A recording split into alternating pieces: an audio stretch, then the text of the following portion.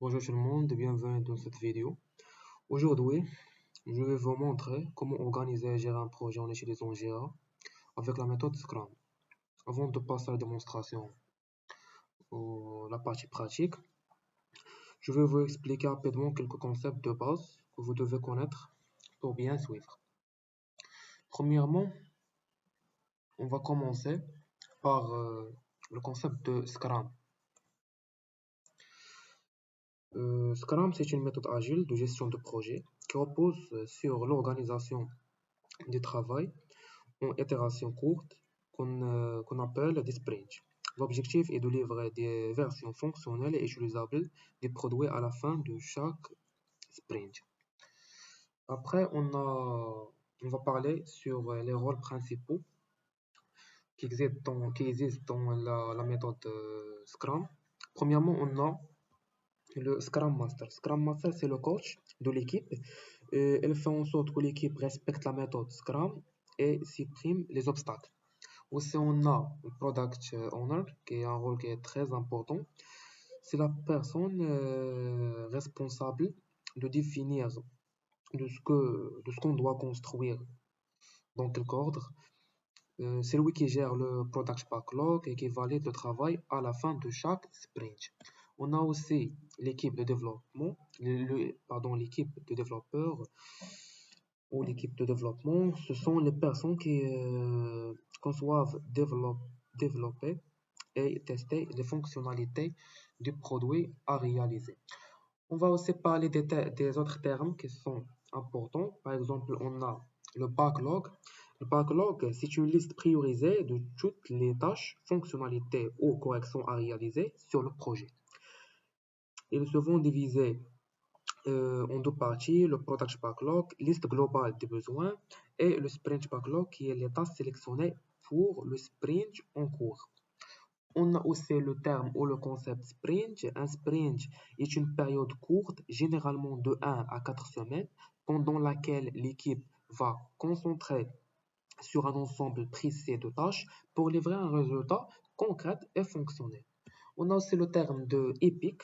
Un epic est une grande fonctionnalité ou un besoin majeur trop gros pour être réalisé en une seule fois, c'est-à-dire en une seule sprint.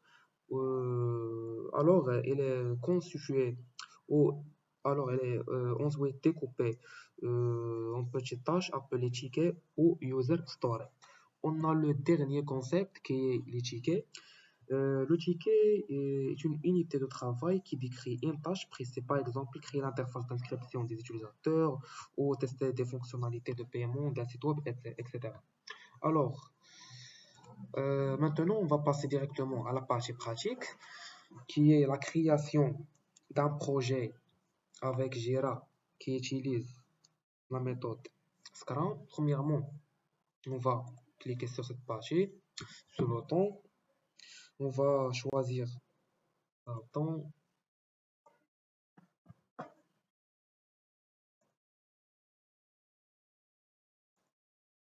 Alors, on doit choisir Scrum.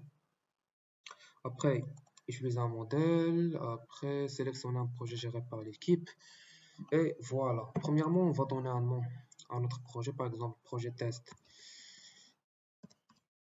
Egov2, un clé.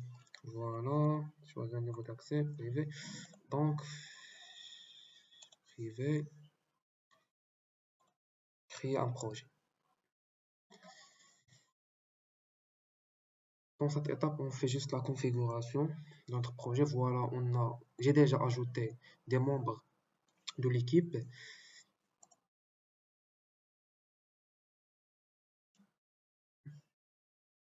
Alors, voilà l'interface qui représente la gestion de notre projet. On va à Backlog. Dans cette partie de table sprint, dans cette partie, on va ajouter la première sprint et on a aussi cette partie des backlogs qu'on a déjà expliqué. C'est quoi les backlogs, aussi les pics, etc.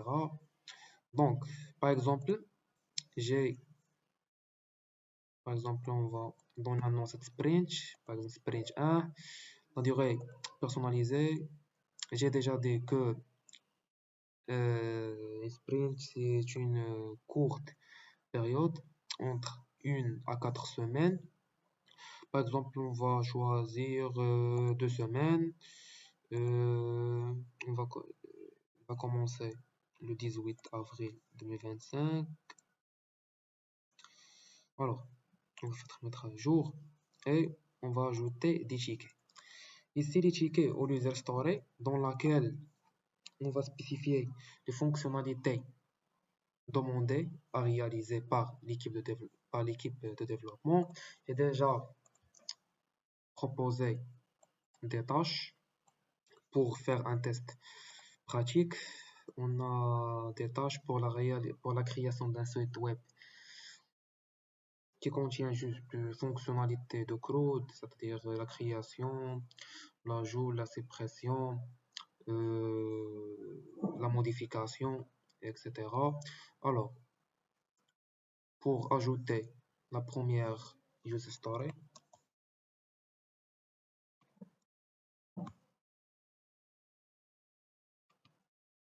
voilà, je vais ajouter la 12e user story.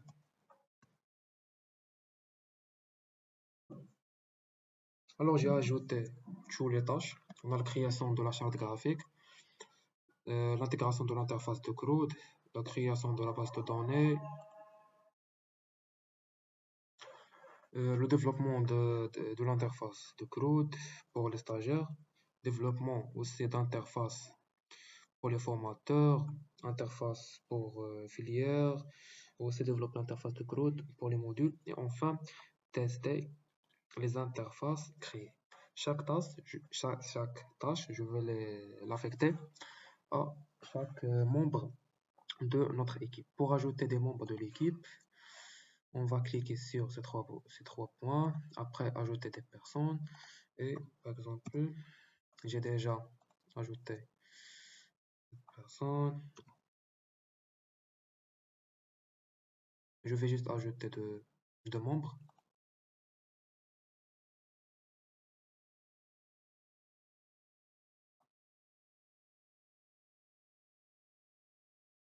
On va actualiser la page.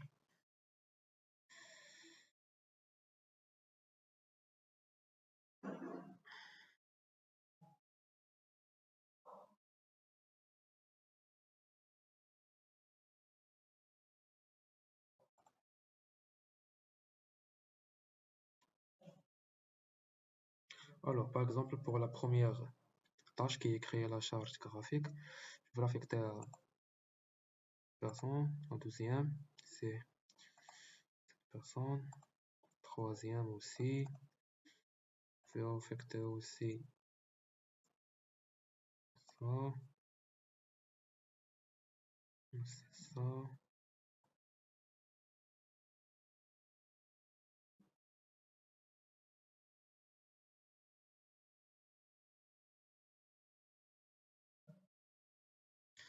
Alors, chaque tâche est affectée à un membre de notre équipe. Après tout ça, on va cliquer sur démarrer un sprint, c'est-à-dire on va démarrer cette sprint. On va vérifier ce que la date de début est correcte. On peut ajouter aussi une petite description à cette partie d'objectif de sprint. On va cliquer sur démarrer. Alors, le sprint est démarré. Et voilà, on a ce tableau qui contient 3 colonnes. La partie pour la phase à faire, la phase en cours et la phase finie ou terminée. Par exemple, la personne qui est responsable par la création de la base de données et cette création, commencer la création de la base de données, alors elle va ajouter cette étiquette à cette partie. Aussi, si le développeur a commencé dans le développement de l'interface CRUD, va ajouter cette partie. et c'est en